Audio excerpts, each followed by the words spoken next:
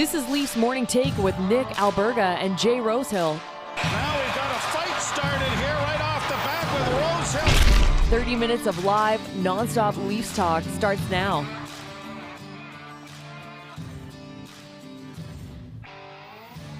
What's going on, everybody? It's the Thursday edition of Leafs Morning Take as the Maple Leafs get set to wrap up a 4-game homestand tonight at Scotiabank Arena against the Dallas Stars. It's Nick Alberga and Jay Rosehill. Rosie, off the top, we have to get to it. Did you see Sheldon Keefe walk back his comments from Monday night? What did you make of that? Yeah, it was rattling, man. Like when what did he say essentially? He says that, we shouldn't be losing to the Arizona Coyotes, true. And he said they don't have the firepower that we do, true. And he said that our stars didn't play like our stars, true. And we need to get them going and figure that out and start to roll. All of that is true. And I can't stand when a guy walks his comments back when he says something that he believes and he says something that's true. And other people came up to him and asked, hey, coach, what did you think about this game? Where did you see it going wrong? They ask him questions and he answers them honestly. And then after the fact, whether it's some idiot on Twitter or somebody in the media says, oh, he shouldn't have done that. Oh, he shouldn't have put their players down like that. He's pointing fingers. Some guy that doesn't have, the credentials to be making, you can make your opinions if you want, but you don't have the credentials to have your opinion hold weight. And then, so that's annoying enough that people are mad at those simple comments that a coach makes. Then Keefe walks it back and almost retracts his statement. And let me clarify, don't give those people power. Let those idiots spin their wheels. But when you do that and you back off your comments, you're just giving them power to do it again next time. And they're sitting in their parents' basement going, look at what he did because I bitched. I'm going to watch him really closely. And if he does anything else I don't like, I'm going to jump on it. And then they're going to cater to me. And it's like you said in your tweet, it's the way the world is going, man. And I can't stand that stuff. Call a spade a spade. The truth is the truth. You came and asked the coach for his opinion. That's what it is. Don't back off of that, Keith. You're better than that. It was annoying to see for sure. And maybe it's different from you and I. We grew up in an era where coaches used to call their players out every day. You'd read the newspaper the next day, and that's when you'd find out that your coach has ripped you, it seems. And now it's like you can't even say anything. You got to walk it. I can't believe he apologized. Anyways, again, that's Jay Rosehill. I'm Nick Alberga. Remember to subscribe, smash that like button, leave us a review. Don't forget to visit theleafsnation.com for the very latest happening here on the Toronto Maple Leafs. And coming up in about 10 minutes from now as well, NHL insider and the president of hockey content for Daily Faceoff, the NHL insider, Frank Seravalli, will drop by. There is a lot to get into. The tension is palpable in this market right now, just 4 games into the season. With that in mind, let's get over the boards. Lineup changes, Rosie. We expected it, forecasted it on Tuesday following that disappointing loss to the Arizona Coyotes. And here we are. It sounds like Nick Robertson's going to make his season debut, filling in for Gino Malgin on that second line with John Tavares and William Nylander. What do you make of that play first and foremost? I like it. I mean, it's what they wanted at training camp, right? It's how it should have been. But due to cap constraints and contract issues and whatnot, they had to go a little bit of a different way. Malgin had a pretty good camp as well. And, it's not on him by any stretch that, they dropped a couple games maybe they shouldn't have. But Nick Robertson was the better player in camp. He should be in the lineup. And it's good timing that everything happened with the long-term IR situation and injuries and cap space opening up. So that's the way it probably should have looked coming out of training camp. And right now with where the team is, you got a huge game coming up tonight against a good team. And you need to shake something up. Sometimes it's just as simple as making a simple adjustment on one of the lines to all of a sudden have a different vibe going into the game. So I love the fact that they're able to make a lineup change, and I love the fact that they're able to go to Robertson because he looked really solid. And I mean, he can do some damage on that second line with those guys. It's funny, all that hype going into the regular season following that preseason for Dennis Malgin, and he survives 4 games, and then he's a health bomb right away. But again, we'll see him again. He does score earlier on in the season against the Montreal Canadiens. So there is opportunity still to come, I would think, for Dennis Malgin, but I think obviously a bit overhyped. And again, Jake Muzzin, as we saw, placed on IR. I want to say a couple of things about that front a bit later on, maybe in the interactive portion of the show after Frank. But Victor Mete expected to make his season debut, his Maple Leafs debut on the back end, filling in for Jake Muzzin again on injured reserve. And it seems like a bit of changes to the second power play unit, which I think is always fascinating because the first PP plays like 98% of the power play, but Robertson and Rasmus Sandin are expected to play on the power play, PP2 at least tonight. I think in general, what's your analysis on that power play so far? I think it's been dreadful. They're 3 for 14 to start the season. Yeah, it hasn't been good enough. I mean, they're trying to get it set up, and I notice when a power play is not going, they just, and not that I have a ton of experience, but I have a lot of experience watching power plays. But when they're moving it around the outside, moving around the perimeter, and, the penalty kill seems like they're in control, and all they're trying to do is keep their box and keep things to the outside. That's when things aren't going. And when a power play is clicking, they're throwing seams through the box. They're working it through, guys. They got defenders spinning around and pointing and jumping in lanes and cover, and they're filling holes, and guys don't know. They're picking them apart, and they haven't done that yet, the Maple Leafs, this year. And like you said, that second unit is kind of just a cleanup unit. When you got their first unit out there as strong as they are, there's no reason to get them off the ice after 45 seconds or whatever. So it hasn't been going, but again, it's just like the whole team yet. It hasn't been clicking yet. They're 2-2. We talked about it yesterday with where they're at in the standings and everything. It's not a huge issue yet, but in a perfect world, we'd like those guys to be firing a little bit more. And when they get opportunities on the power play, you'd like them to bury it, because I think this team so far has given enough opportunities to the opponent on the power play. And when you get your time, you want to produce, and you want to put one away. So like I said, hopefully tonight. And don't forget, you need your elite players to be your elite players. Wink, wink, Ooh, nudge, nudge. Speaking of elite, yeah, I know I shouldn't say that. I'm going to have to apologize for my remarks on tomorrow's show. Speaking of stars, Jason Robertson against Nick Robertson, the second time in their young NHL careers that they'll go head to head. And that could only help, I think, the progression of Nick. I think he's coming off a really, really good preseason. Obviously, had a strong offseason. I think it always helps when you have a player of the ilk in your family as Jason Robertson. For my money, still one of the more underrated players right now. Rosie in the NHL through 3 games, big fat extension a couple weeks back, a goal, 4 helpers, 5 points. In 131 career games, Jason Robertson, Rosie, has 59 goals and 130 points. This guy's an exceptional player, so it's a good guy to lean on, I would say, if you're Nick Ritchie, no? Yeah, big time. It's that's impressive stats. He's not talked about enough on that team. That's a high quality team that he's standing out on. He's tied for the lead in points right now, like you said, and pretty cool for Nick to be coming up. He's a little younger, and he's coming up, starting his career, so to speak, and for the both to be young players and to be able to lean on each other for that kind of thing is pretty cool. And once in a while, if you're both in the league, you're going to get to play against your brother, which is probably totally surreal for them and their parents and their family. Obviously a pretty special moment for those guys to be able to do that. Like you said, they've done it once before. I imagine that was something else for him. But with Robertson going through training camp and whatever happened to him with the constraints, and that's the business of this hockey. Sometimes you do the right thing and you don't get rewarded for it. But I'm sure his brother, if he was leaning on him, told him to be patient and let this play out, and he's going to be up there sooner than he thinks. And then boom, a week later he's back up and he's playing, and his first game this year will be against his brother, which is pretty neat. I'd love to see them kind of end up nose to nose somehow or something like that and do something entertaining, because it's always funny when you got 2 guys that are that close together playing against each other. I'd love to see a scrap, but you'll never see it. And again, they'll have to apologize to each other because we apologize for everything in this era. Jason will likely skate with Hintz and Pavelski.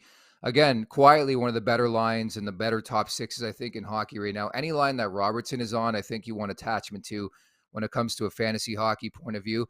And as referenced off the top, Nick Robertson, 16 NHL games in his career, his season debut. What's your expectation from that standpoint, him starting the season with John Tavares and Willie Nylander in line 2? I think he's just got to pick up where he left off the preseason. He was one of the standouts on that roster, and like I said, he should have made the team, but he waited his time down there for a little bit, and he's going to get his shot. So I hope he picks up right where he left off. I hope he's full of confidence. I hope he's pleased. It's always frustrating when a player like him gets called up. I can think of countless guys through my career who got their chance. They're dominating the American League. They're putting up points. They're a power play guy. They get called up and they get thrown on the 4th line. to play with a guy like me. And it's like, you're not really getting a great opportunity, but here comes Robertson to come up, and he's playing with those guys, and both of those players, and Tavares and Nylander, are really solid right now. They're actually the ones that are clicking a little bit on their high paid players and their big stars. So I think it's a huge opportunity for him, and I expect him to take advantage for him. I wouldn't expect to be surprised if he got in on some points or got in some plays, or you really noticed him out here today. So he's a good player, and he's getting his opportunity, and I expect him to make the most of it. All right, Rosie, let's get to today's guest right now, right here, right now. NHL insider and the president of hockey content for Daily Faceoff. It is Frank Seravalli. Frank, thanks so much for doing this today. We'll get him in mere moments. I believe we're going to connect with Frank. And just piggybacking off your points, certainly I think when you look at the perspective of the Robertsons, plural, I think it is an underlying storyline. But first and foremost, from the Maple Leafs perspective, Rosie, he's got to find a way to get the job done, and it's going to be difficult. We've neglected to mention, at least I have off the top, Jake Oettinger is off to a remarkable start. So I know Toronto's offense has been sputtering. I think you throw everything but the kitchen sink at this guy because he's absolutely dialed in right now for the Dallas Stars. Yeah, he's phenomenal, and like I said, they're a strong team with a really strong goaltender, and it's a big test for them. And I wish it wasn't such a big night and wasn't such a big test for them, because they do need a win right now, especially in the market that they play in. They need to settle things down and get in the above 500 column here. And tonight's a big game, and it's a good time to shake up the lineup. Like I said, Robertson, it's tough to rely on a 20-something-year-old kid with a handful of games of experience to come and inject a sort of offense into this lineup. That shouldn't be the case, but it is. And, it's nice that people are talking about that. People aren't really talking about Matthews. I would just like to see Matthews be Auston Matthews and come out and put up two goals in an apple tonight, and they win, 4-2 would be great. A great game against a good team. You proved you're a solid team. Lineup looks good, even though you got guys hurt and on long-term IR and this and that and all the other BS from the beginning of the year can just kind of go away for a little while, and you can start to roll. And that's what they need tonight. And a little lineup shakeup is kind of a good way to do that. So I'm excited for the game and see how that kid performs on that second line. Can't go wrong with that call, certainly, as we bring in today's guest, again, the NHL insider and the president of hockey content for Daily Faceoff. Always bringing the heat. It's Frank Seravalli. Frank, thanks so much for joining us today. What's your gauge on the temperature right now in Toronto? It's pretty high, and just doing some morning radio across the city, it's interesting actually across the country to hear the reaction, depending on where you are, about Sheldon Keefe, and not just his comments, but then the idea that he felt like he needed to walk them back. Like that, I think maybe caught some people by surprise, and probably caught me by surprise a little bit, with the idea being that I don't know that he said anything that was wrong. Like it was honest, it was passionate, it was also fair. It wasn't personal. Your best players have not been your best players. There's no need to walk that back. But I'll tell you what it speaks to, as you've seen some of these comments, guys, from around the league so far to this point, whether it's in Vancouver with Bruce Boudreau saying that his team's mentally weak, or Miles Wood in New Jersey saying game 2 of the season is a must win. It speaks to the pressure that these teams are facing with varying levels of expectations to get off to a good start. What's your read, Frank, though, when it comes to like the heat? Is there heat on Sheldon Keefe to be successful right now? How about Kyle Dubas, or is this something long-term they're going to have play out? Look, there's pressure on everyone, but I don't sense anything at all, imminent in terms of, hey, Sheldon Keefe's on the hot seat or Kyle Dubas is on the hot. I don't view that as a factor at all. I think part of the issue for the Leafs guys to start is that everyone there, including the players and their stars, know that really, regardless of whatever happens this season, whether they're a 122-point team or whether they're a 97-point team, so long as they're in the playoffs, that they're only going to be judged based on how the playoffs play out. However you arrive at that point is regardless to anyone. So that's part of the issue, I guess, when you have a stumble out of the gate with the first 4 games, that, who cares? Like, this doesn't matter anyway at the end of the day, so long as we're a playoff team. And I would remind you that last year, I personally felt like the temperature was higher last year at this point when they were 2-5. it hasn't been as bad as last year. And I think, kind of just need to hold your breath and hope that they, for their sake, they get it going. Rosie, it's your time to shine, my man. Yeah, I couldn't agree with you more, Frank. Like, people are talking about, do you think these guys feel the pressure and feel the hot seat of what's going on Twitter? Like, these guys have full-time jobs. They are working day and night to either put together a team or manage their cap or look at contracts or who's playing good on the Marlies or what are we going to do with this lineup. They're doing things every single day, and people on Twitter are sitting there waiting for the next game with nothing to do. So they go, fire Keefe and let's do this. And they don't even think about the repercussions of what that actually means to just fire a guy 4 games into the season. I can promise you that Dubas has full confidence in Keefe. He's his guy going forward. I don't think firing Keefe has even come across anyone's radar, yet it's the number one trending thing on certain universes out there. And you got to put in perspective what these guys are doing, how far into the season it is, what their ducks are in a row, and what the potential is going forward, and how much time is left to do that. It's silly to think that anyone is starting to think about the end of their line with the Maple Leafs right now. I just want to throw this out there, and I was laughing about it because the question was something like, maybe Kyle Dubas isn't feeling as much pressure because he's going to get a job at the end of this no matter what happens, whether he re-signs with the Leafs or he walks, some other team's going to hire him. Maybe the same isn't true for Sheldon Keefe. Let me just read you Sheldon Keefe's record as head coach of the Toronto Maple Leafs. 118, 52, and 19. That's a 675 points percentage. And yes, he's had some talented players on his team, and of course that helps. But he's done it in the pressure cooker that is Toronto, and he's done it coming off of some spectacular playoff failures as well.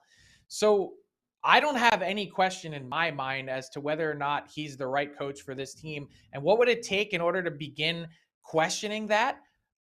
For me, it would really be like, more than a quarter of the season or almost half the season with the wheels completely off, this season off the rails. And with this group and the talent that they have, yes, maybe adding to some of this pressure, guys, is the injury to Matt Murray and the injury to Jake Muzzin that I think probably weigh on this group and the front office more so than any of the way that they played in the first few games. But you're right. It's obviously hard to make a full prognosis 4 games into this season, but it just does seem like the sky is falling a week in. But it certainly is, and you're so right. This happens a lot every season. They always like to lose to Arizona, as we know. What are you hearing on Jake Muzzin? And I'll ask this as a 2-pronged question. What does this mean for maybe Toronto's pursuit of Jakob Chychrun, potentially? I don't believe, to answer the second part first, that the Leafs have really been one of those teams that's been in hot pursuit of Jakob Chychrun. I think they had made a call way back when this all started. It feels like 18 months ago, it's probably a year ago now, that Jakob Chychrun has really been out there and available from the Coyotes standpoint. And part of that the interest may hinge on whether or not Jake Muzzin is available to them. Like, I think what really raised an eyebrow with me, and perhaps maybe it's just this standard sort of concussion conversation that's popped up, and I feel like it's been an even bigger thing since Tua Tagovailoa in Miami, is like you see this reaction from players now, and Mitch Marner had it where he was like, you think of his family and you think of his post-playing career and all those things, and I was like, wait a second, how bad was this? Like that. Those comments were, I was actually more drawn to those than I was that anything Sheldon Keefe said. And it's not just because of Jake Muzzin's concussion history and the neck issue and all those things and the time that he missed last season. I was already concerned about Jake Muzzin and his ability to be healthy because of his back. You watch the first few games of the year and I was like, man, this does not look like a guy that's ready to compete at the NHL level given where his back is at. He looks slow. He looks like he's laboring, and that's not a recipe for success. So you take that and then add the concussion on top of it, or whatever this injury may be, neck injury that they've reported. There's a lot of uncertainty that surrounds that. And I would say, depending on how they feel about Jake Muzzin and his future, in the short term and the long term, maybe that changes the discussion. Going back to the second part of the question about Jakob Chychrun, maybe all of a sudden you can afford him and that changes things. They could have to pivot, that's for sure. Piggybacking off your report from Tuesday about the salary cap potentially going up $4 to $4.5 million if all goes well here in the offseason. How will that help the Maple Leafs in the long run? And what's the latest you're hearing when it comes to Michael Bunting and those negotiations? Well, it would definitely help in the long run. I mean, the fact that this cap may be going up as soon as this summer, it's not something that anyone was expecting. The original projection was 2025. And then it was like, okay, we're pretty confident 2024. And then now we're hearing the NHL optimistic that it could be paid off in 2023, which would allow the cap to go up somewhere between $4 and $4.5 million this upcoming summer. No team in the league has been more damaged by the flat cap era than the Toronto Maple Leafs. They had, with the way their contracts were structured and suited out, they had everything mapped out for this cap to continually going up, and that hasn't happened. And now they've had to adjust on the fly, and I actually think it's been really rather impressive as to what they've been able to accomplish filling out their roster, given that there's been no increase that they were banking on. And so if you get an extra $4.5 million now sooner than you'd expect, well, all that means is you can better support your team, your star players, by filling out your defense core better. And so it would be a big shot in the arm for a team like the Leafs to get there. Now, in saying that, I will say that the homework I've done in the 48 hours since I was at Board of Governors in New York is that a lot of people feel like that projection is a little bit rosy, that it's probably not to connect you, Jay Rosehill, to that, but it feels like it's maybe a little bit rosier than what the reality may be. So we don't have a clear line of sight just yet on exactly what those numbers are, that the targets they would need to hit in order to make that happen. But I can tell you that the Leafs are pretty excited just about the possibility of it for sure. I would. There's no doubt about that, Frank. You always bring the heat. Appreciate it, and good luck to your Philadelphia Phillies, okay? Yeah, thanks. Enjoying the NLCS. Can't wait to go to the game on Friday night. Sounds good. Thanks, Have fun. Frank. Take care. See you guys.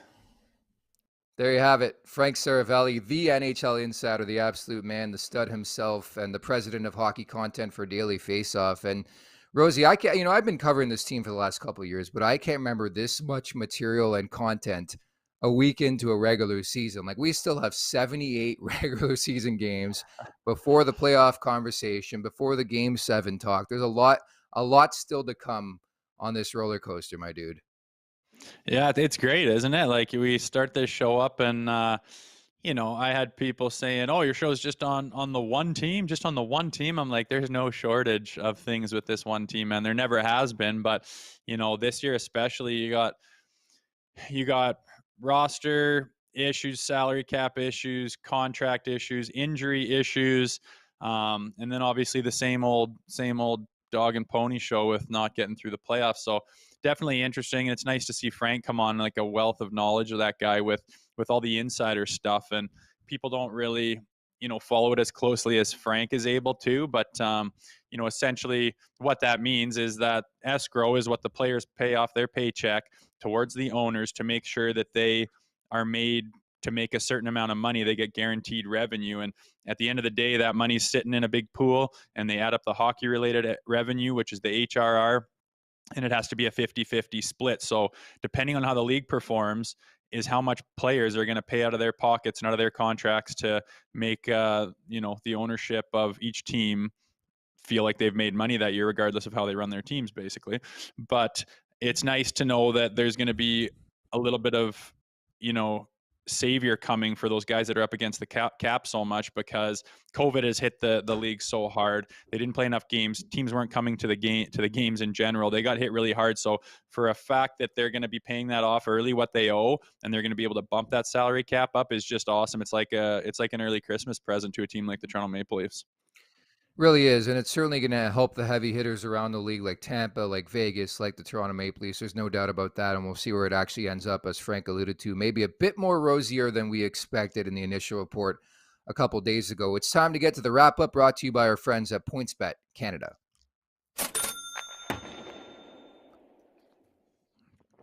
Rosie, I'm going to keep it simple today. Auston Matthews, anytime goal for anybody who's been looking in on this show. They know I've been red hot. Woo! There's going to be a point in time when I don't hit, but the elite players need to be the elite players. Last time I checked, Auston Matthews is elite, has 1 goal in his first 4 games. So give me an Auston Matthews anytime goal against Jake Oettinger and the Dallas Stars. How do you feel about that, Jay Rosehill? I love it. Like I've been saying for a week now, I'm following wherever you go right now. You literally haven't missed. So, and I love that play. I've been saying all week, Austin's due. He's better than this. He needs to step up, and he's the kind of player that will step up when needed. So, I love that play. Money's not too bad either for a player of his caliber, and I'm going to keep riding your coattails because A, you're making me a couple of bucks, and B, I want to see Matthews get on the board, and I hope he has a big game. And like you said, I would bet on it. It's not a bad play at all. So fingers crossed for him tonight, and we'll be watching close. And I think you're gonna go. What would this be? 6 for 6? Who knows? I've lost track for the first time in my betting career. That's how hot I've been. But again, tail me right now until I tell you to fade me down the road. And certainly we're looking forward to the Leafs and Dallas Stars. Again, if you want to get interactive with us here on YouTube, on Twitter, you can chime in with your thoughts right now. We can bring it up here on the airwaves. As Frank alluded to as well, it was sort of concerning. I don't know if you saw this quote about Jake Muzzin. Obviously for him, it's just making sure that he does come back and play this year, whatever happens. Just make sure that he's going to be able to do whatever he wants to do the rest of his life and enjoy the time with his family, his kids. That was Mitch Marner on Jake Muzzin. So that's the concerning part. I wanted to mention as well, the reverse retro jerseys are slated to come out the next couple days. And I believe we have a firsthand look, at least according to producer Alex. And there it is. What do you make of that, Rosie? Stop. I hope that's a joke. No, I think it's our Mike Westlake over at theleafsnation.com put that together, I believe. And I think that's tremendous stuff. Imagine that was their jersey. Having that logo on that piece of garbage is just cringeworthy. You know what's funny? Anything is going to be better than the last reverse retro. I thought those reverse retros a couple years ago were awful. And that is the leak, by the way. You're seeing the picture right now. Sorry if you're listening, you really can't see, but I'm sure by now you can go to social and check it out. But that's the leaked reverse retro. So we've seen that jersey before. I don't know how you feel in these new jerseys. I understand why they do it because money is everything in professional sports, but I don't need 17 jerseys for my pro sports team. Do you? Yeah, I hear you. They've become a thing, definitely. It's nice I love it when you just absolutely love a jersey from like 20 years ago on your favorite team, whether it's an old Canucks jersey or Flames jersey or whatever, and they bust that out for a thirds, and it just looks amazing, and everyone loves it. I really like it then. When a team goes to something that's just disgusting, like that Buffalo one I'm looking at, like it's almost like funny to come up with the ugliest one they have. Their Islanders one that they bust out, like that's just known as the worst jersey in hockey, and they bring it back kind of as a gag so that they sell out the shelves in the team fan room or whatever the hell it is. So whatever, it is what it is. It's fun for the fans, grows a game, say what you want. It's not the end of the world. I like it when they get it right, and when they get it wrong, you just kind of laugh and shake your head. But yeah, there's a lot of new ones out there, and I don't mind it, to be honest with you. That Chicago one's cool. Like I love when they go old school and really throw it back to the old years where it looks like it's an actual sweater. How can Vegas and Seattle have reverse retros, by the way? Like, I understand what we're going for, but you've been in the league for like a hot second, and all of a sudden you have a reverse retro. And speak for yourself on the Islanders tarps. I love those back in the day, so I'm happy they're back. But again, we can agree on some stuff on this show, right? Look at Vegas. Just says Vegas across the front. Sharks are different. Sharks looks like the Flint Tropics jersey, doesn't it? They're beside Seattle there. It looks like the Flint Tropics jersey, which is kind of hilarious. I don't know. I love that the Leafs don't touch theirs too much, man. It would be like sacrilege to a lot of people to mess with that too much with the splashy milk one on the arms and the bottom. Oh, that would be tremendous if they trotted out for a game with like the milk udders. I think that's something you'd see in like roller hockey. If you played roller hockey in the day, like a jersey, a tarp like that. And there it is on the screen right now. That I'd buy that. I think that would be a hot seller, I think. That'd be the only time I'd come to a game and throw garbage on the ice. It would be during warm up. No, they throw Egos in Toronto. Don't forget that, Rosie. That's going to do it for today's show. Looking forward to tonight's matchup against the Dallas Stars. Thanks for this. And already can't wait for tomorrow's show because, again, we have no clue what's going to happen tonight, right? We really don't, and I wish it was more of an easy test than it was against the Coyotes, but maybe we're doing backwards week here, so looking for a good win, dude. Yeah, easy's not the right word because we thought it was going to be a simple win against Arizona, and quite frankly, it was not. Many thanks to all of you for listening, for watching, interactive on the chat, to Frank Seravalli for hopping by, for Jay Rosehill. I'm Nick Alberga. Thanks for watching. Take care.